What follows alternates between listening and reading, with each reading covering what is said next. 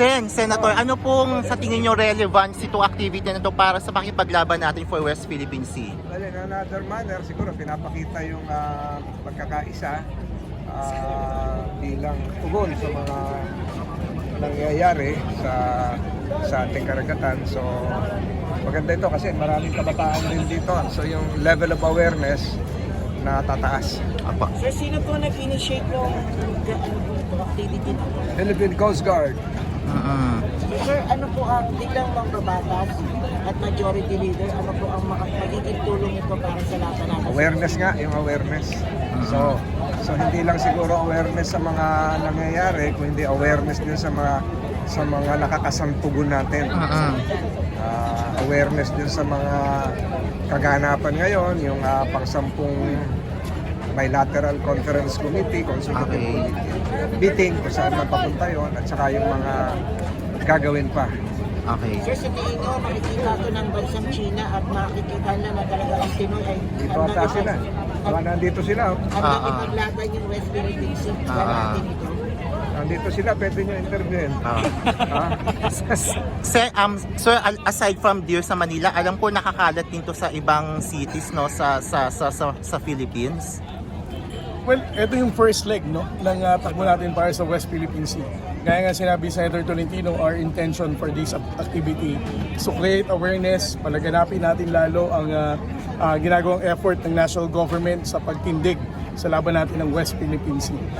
Next month, meron naman tayo uling takbo sa West Philippine Sea sa Cebu to create awareness for our kababayan in Visayas and also in Cagayan de Oro pagdating naman ng Setyembre. There are also other local government executives, no? Nagre-reach out sa Coast Guard and sa National Task Force. It's also their intention na magkaroon ng takbo para sa West Philippine Sea sa kanilang mga respective cities, no? So this is already a positive sign na even the local government units, not just here in Luzon, but even from Mindanao and Visayas, ay may intensyon na palaganapin ang kaalaman natin pagdating sa pagtindig ng gobyerno ng effort ni Pangulong Bongbong Marcos para sa West Philippine Sea. So, sir, nakadagdag to sa moral ng mga Coast Guard yung pagsama ng tao at pakikipag-participate. Well, ang dami ng tao na sumali dito ngayon sa takbo natin sa West Philippine Sea. Hindi lamang moral ng Philippine Coast Guard ang napataas dito. Alam natin yung mga line agencies natin dito katulad ng Armed Force of the Philippines, Philippine Navy, Philippine Air Force, and even the Philippine Army, no? The mere fact na ang mga karaniwang kababayang Pilipino natin is looking ways to support our fight in the West Philippine Sea.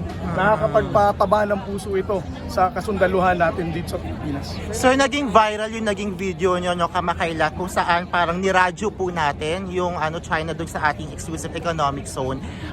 Your thoughts lang po on that, na we're being so assertive in terms of protecting our area? Well, yan ang again, ang Philippine Coast Guard and Armed Forces of the Philippines ay tumutugon lamang sa pag-uutos ng ating Pangulong Bongbong Marcos. Since day one ng administrasyon ng Pangulo natin, alam naman natin kung gaano siya tumindig. No? So this is the reason why our Armed Forces of the Philippines and Philippine Coast Guard is also responding to the commitment of President Bongbong Marcos na kung may mga Chinese vessels tayo na matatagpuan sa ating exclusive economic zone, we should not allow them na sila ang magcha-challenge sa atin. The mere fact na that falls within our exclusive economic zone, Philippine Coast Guard vessels and Philippine Navy vessels and even BFAR vessels are doing their share, no, to assert our sovereignty and sovereign rights in the West Philippine Sea. Sir, how does it mean na may Senate